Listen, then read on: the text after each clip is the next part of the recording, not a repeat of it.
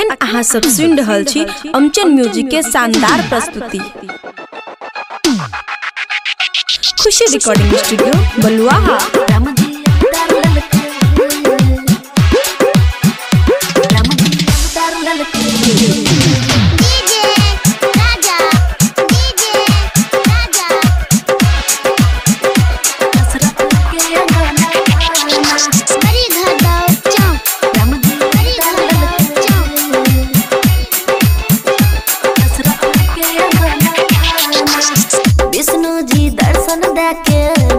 वरदान हो अयोध्या में ललकई अवतार भगवान हो, अवतार भगवान हो, अवतार भगवान हो। विष्णु जी दर्शन देके ललकई वरदान हो अयोध्या में ललकई अवतार भगवान हो।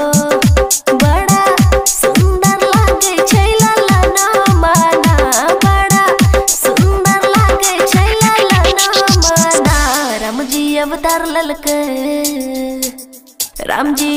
ललकै दशरथ के अंगना माना। बड़ा सुंदर लागे छै ललना माना। राम जी अवतार ललकै दशरथ के अंगना माना। राम जी अवतार ललकै,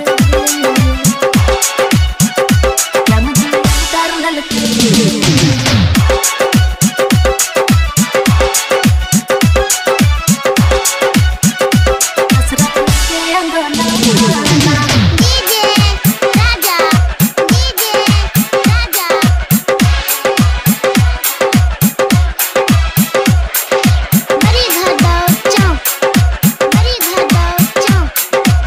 रिकॉर्डिंग स्टूडियो बलुआहा।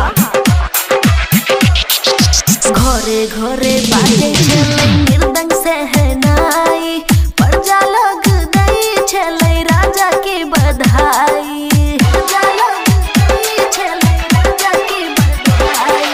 घरे घरे बाजे छलै मृदंग सहनाई, प्रजा लोग गई छलै राजा के बधाई। साकार भेलै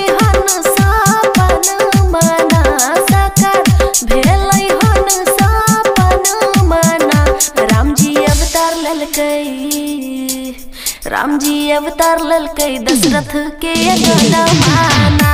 राम जी अवतार ललकै कौशल जी के अंगना माना। बड़ा सुंदर लागे छै ललना माना।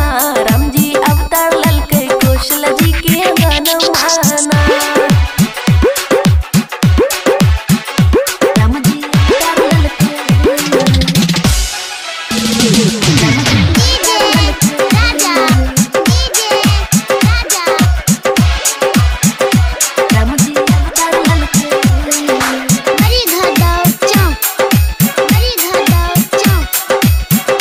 रिकॉर्डिंग स्टूडियो बलुआहा।